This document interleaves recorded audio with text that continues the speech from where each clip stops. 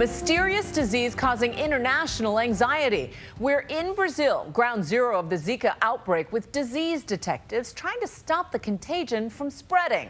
The World Health Organization declaring a global health emergency. And here in the U.S., with at least 50 cases now confirmed, there is mounting concern. Here's ABC's chief medical editor, Dr. Richard Besser. 3-month-old Anna Beatrice coos like any normal baby.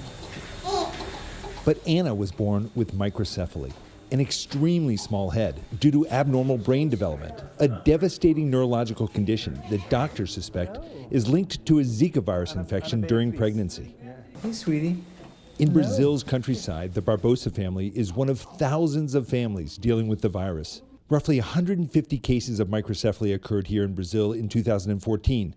But last year, there were more than 4,000.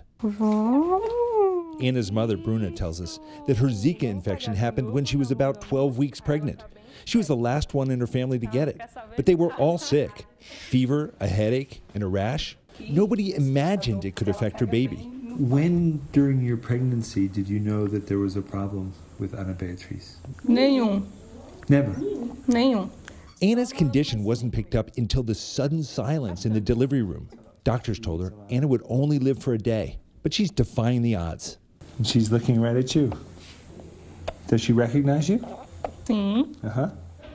Every case of microcephaly is different, but many doctors and scientists say the big rise in cases has a common cause: a mosquito carrying the Zika virus. 80% of those infected with Zika don't even feel sick, no symptoms at all. But for those who are pregnant, evidence is growing that it can be a disaster. To control this outbreak, the government is trying to reach 50 million houses across the country every month, sending in the military and public health teams, going door to door, looking for anywhere mosquitoes could breed. For a country this size, that's a monumental task. There's no cure, no treatment for Zika. So the Brazilian government is trying to control this epidemic the only way it can. Every house in this area is visited at least once a month by the soldiers to look for any place a mosquito could breed. So if a soldier knocks on the door, you have to open up.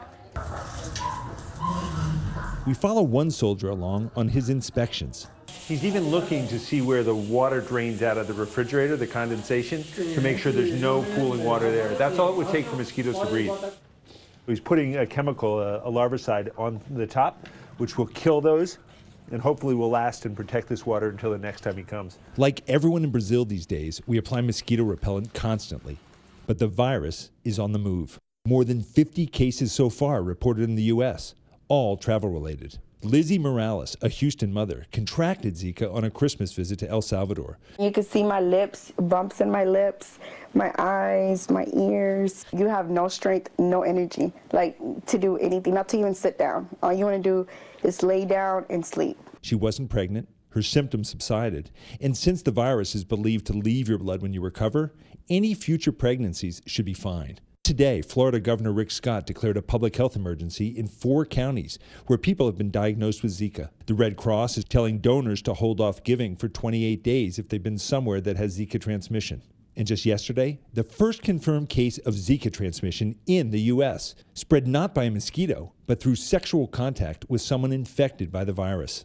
Dr. Peter Hotez, a tropical disease scientist, said blood transfusions and sexual contact should be the least of our concerns. The case of sexual transmission is a bit of a red herring. Our efforts need to be focused on preventing mosquito bites. Hotez says he's very worried about Zika spreading in areas like this one, right in the heart of Houston city limits. Lots of discarded tires that are thrown out by the side of the road. And these discarded tires, after a rain, will fill with water and fill with leaves and other debris. And this makes the perfect mix for mosquito larvae to breed and develop, and then they'll become adult mosquitoes, and then they're going to fly across to all the houses that have no window screens, no air conditioning. So all of these factors come together to create that kind of perfect storm. He says that just like the favelas, the shanty towns in Brazil, impoverished areas here are prime breeding grounds for mosquitoes. In many respects, this looks like the public health movie you show to all the first-year medical students or public health students, but it's It's not in a developing country. It's right here in Texas, here in the United States. Back in Brazil, we toured a place where some scientists are undertaking a radical experiment to reduce the kind of mosquitoes that spread diseases like Zika. The goal is to create a line of mosquitoes that die before they can bite people. We are in a mosquito factory. This building here, it produces 2 million male mosquitoes genetically modified every single week. Only female mosquitoes bite people. These males were altered so that their offspring will die before they can bite anyone. After they reach maturity, they're sprayed out the window of a van. They mate with the females in the community, and the offspring soon die, reducing the spread of disease. Since the start of the study, 25 million mosquitoes have been released, and amazingly, the number of mosquitoes that can spread disease has gone way down. They said they're all male, and male mosquitoes don't bite. I hope that's the case because there's 245,000 of them. The long-term impact of this experiment isn't yet known. These mosquitoes are not approved for use in the U.S., and critics worry that messing with genetics may not be safe. Microcephaly isn't the only concern when it comes to Zika virus. A debilitating form of paralysis, Guillain-Barré syndrome, has been on the rise in places with Zika.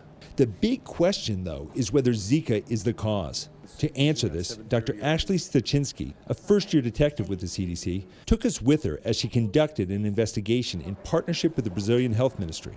Her team gathers data and blood samples, looking for a possible link between the Zika virus and this rare and devastating condition. What's it like to do what you're doing?